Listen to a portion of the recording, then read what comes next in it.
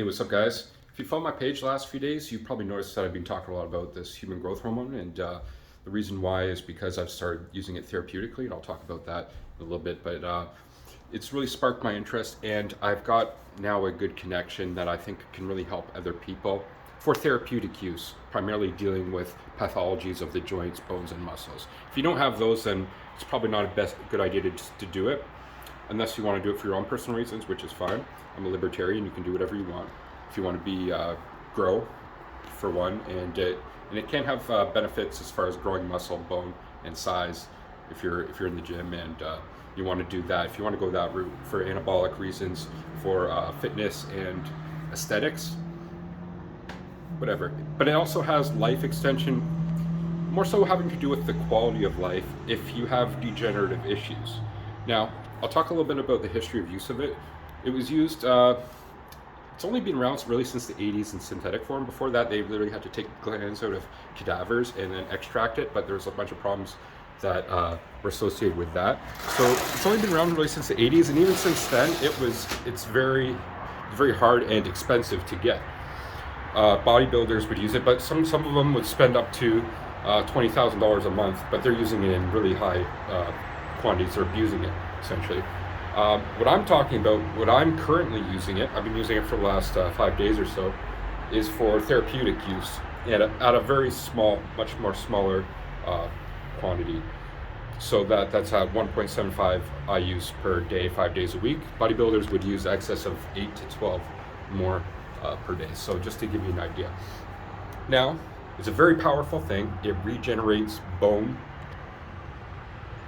muscle, tendons, which don't have a blood supply.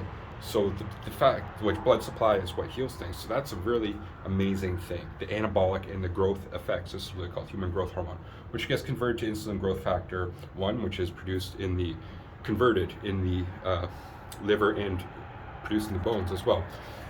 So lots of great beneficial, like rebuilding potentially degenerative issues in the body. That's what I'm using it for.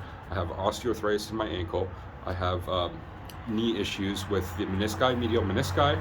I have sacroiliac joint issues on this side with the ligaments holding it together and inside the joint itself, and kind of a shoulder issue. I wouldn't necessarily use it for this issue. It just gives me a bit of a weird thing. Sometimes it's more so my knees and my ankles because of years of extreme sports like snowboarding and skateboarding and falling on my ass for the last 25 years.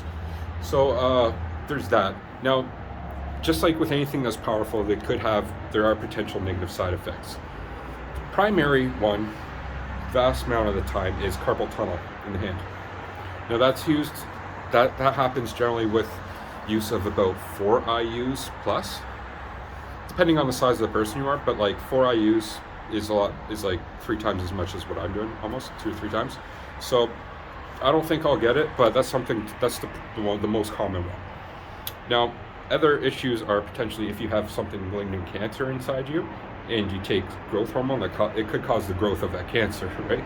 So that's kind of something like you don't want to have cancer, but hey, if you have malignant cancer anyway, you have issues going on regardless, right? The other thing is, and this is more in heavier use, is diabetes and prolonged use over time. Won't get into all the mechanisms of action there, but it has to do with insulin in the body. And